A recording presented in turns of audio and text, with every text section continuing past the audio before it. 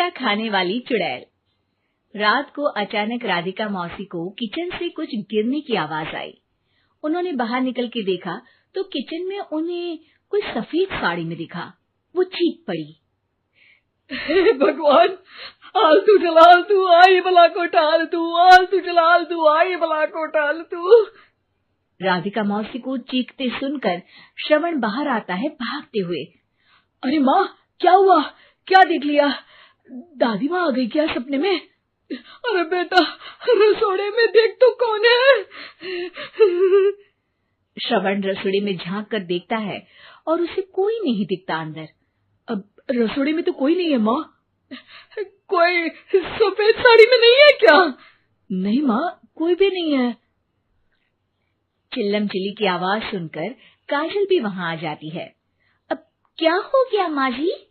अरे बेटा, रसोड़े में एक चुड़ैल थी सफेद साड़ी में। अरे क्या कर रही थी वो अंदर? अरे बताया नहीं, कल आएगी ना तो पूछ लूंगी। चुड़ैल जी, आपका क्या प्लान है? माँ जी, रात बहुत हो गई है, आपने कोई बुरा सपना देखा होगा, चलिए सो जाइए।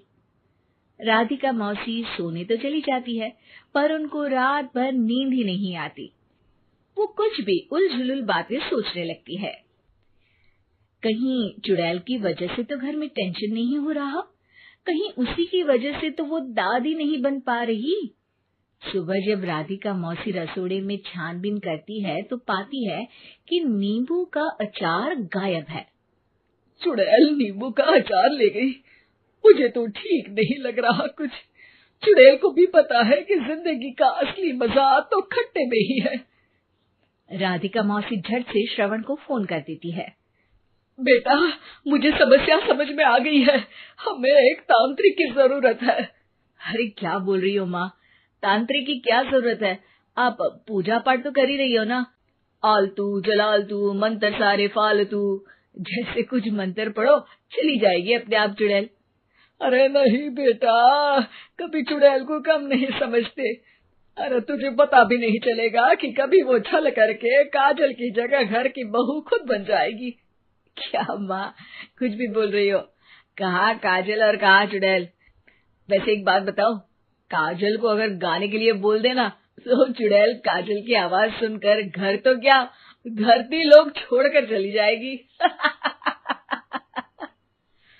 तुम ना पढ़े लिखे बच्चे हर चीज को मजाक समझते हो। तुम रहने दो, मैं खुद ही तांत्रिक को बुला लेती हूँ। अच्छा सुन, शाम को इमली लेके आना। क्या है कि चटनी खाए बहुत दिन हो गए है ना? नहीं माँ, इमली तांत्रिक से ही मंगवा लो ना, आटा वगैरह भी उसी से पिसवा लेना। देखो मुझे काम करना है। श्रवण रात को कई तरह की सब्जियों के साथ माँ के कहने पे चटनी के लिए इमली भी ले आया था, लेकिन राधिका मौसी के दिमाग में अलग ही फिल्म चल रही थी। उन्हें अब सिर्फ शक ही नहीं यकीन होने लगा था कि शायद चुड़ैल ने श्रवण पर अपना जाल बिछा दिया था, जिस वजह से श्रवण उनकी बात ही नहीं मान रहा था। पर कोई नहीं, आने वाली रात में राधिका मौसी खुद तैयार हो गई चुड़ैल को पकड़ने के लिए। रुद्राक्ष की माला, तुलसी का पत्ता, हनुमान चालीसा सब हाथ के पास ही था, बस चुड़ैल का इंतजार था। और जैसा राधिका मौसी ने सोचा था वैसा ही हुआ। वो चुड़ैल उस रात भी आई, पर वो राधिका मौसी से तेज निकली और राधिका मौसी के उससे पकड़ने के पहले ही वो भाग खड़ी हुई। जरूर बहू पे साया है उस चुड़ैल का, तभी तो श्रवण के कमरे में गई है। और अगली सुबह राधिका मौसी पिछली रात हुए हमले में किन चीजों का नुकसान हुआ उसका हिसाब लगा रही थी।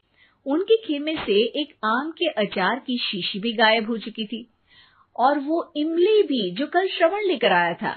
राधिका मौसी इस बारे में सोच ही रही थी कि श्रवण जल्दी से रसोड़े में आकर दवाइयों की पोटली ढूंढने लगता है। अरे बेटा, क्या हो गया? अब माँ, वो काजल की तबीयत खराब है, बहुत घबराहट हो रही है उसे। हे भगवान, मैंने पहले ही कहा था कि तांत्रिक को बुला लेते हैं, पर नहीं, अब देखो उस चुड़ैल ने काजल को अपने वश में करना शुरू भी कर दिया है। हालांकि श्रवण भूतों में विश्वास नहीं करता था, पर अब वो भी डर जाता है और राजी हो जाता है एक तांत्रिक को बुलाने के लिए। कुछ ही घंटों में तांत्रिक आ जाते हैं और राधिका मौसी तांत्रिक जी को सब बता देती है। घोर संकट, घनघोर संकट, चुड़ैल को मारू जोर चाकट, ओम भट स्वाहा खटखा के आहा। अरे ये क्या मंत्र है? मेरे खुद के ओरिजिनल मंत्र है, कल रात को ही लिखे हैं, अच्छे लगे तो दाद चाहूंगा। एक और मंत्र सुनो, अर्ज किया है आब्राकडाब्रा, दिल्ली बम्बई आगरा, चंदा मामा सोवरले सुरन मामू जारा। ये मंत्र है? अरे कोई 40 वालीसा पढ़ो ना।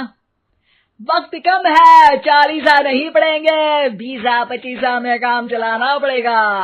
अलग निरंजन जाके लंदन, मुफ्त का मंजान घिस मेरे नंदन। अरे जल्दी करो तांत्रिक जी, जल्दी करो। तांत्रिक अपने उल झलूल मंत्र पढ़ने लगता है। श्रवण को तांत्रिक पे शक होता है। वो अपने एक डॉक्टर दोस्त को कॉल कर देता है ताकि कोई अनहोनी हो तो इमरजेंसी में चीजें मैनेज हो जाए। तांत्रिक धुनी रमाता है, जिसकी वजह से कमरे में काफी धुआं हो जाता है और जिसकी वजह से बहू की घबराहट बढ़ जाती है। अब भागेगी चुड़ैल। हाँ। बहू खांसते हुए धुएं से बचने के लिए बाहर चली जाती है। अरे भाग रही है, भाग रही है। पीछे पीछे श्रवण भी जाता है। बहू एक सोफे पर बैठ जाती है। तभी डॉक्टर दोस्त आ जाते हैं और श्रवण को पानी लाने के लिए कहते हैं। थोड़े चेकअप के बाद डॉक्टर कहते हैं, मेरे हिसाब से जाप का काम पूरा हो गया है। क्या मतलब? अरे कुछ भी नहीं माँ, कोई चुड़ैल नहीं है, खुशखबरी है, अब दादी बनने वाली है। मगर वो सब अचार के डब्बे। श्रवण दोनों अचार के डब्बे अपनी माँ को दिखाता है, जो कि उनके बिस्तर के नीचे छुपे हुए थे। आपने सही बोला था माँ, वो चुड़ैल काजल ही थी जो खट्टा खा रही थी। हमें कल ही पता चला, पर हमने आपको ये तांत्रिक वाला काम करने दिया ताकि आपको भरोसा हो जाए कि भूत वगैरह कुछ होता ही नहीं। अच्छा अच्छा, ये तो बड़ी खुशी की बात है, पर बेटा मुझे एक झाड़ू तो ला दे। क्यों माँ? ये तांत्रिक का भूत उतारती हूँ मैं। अब तांत्रिक राधा मौसी के डर से घर से भाग निकलता है और राधा मौसी उसके पीछे भागती है।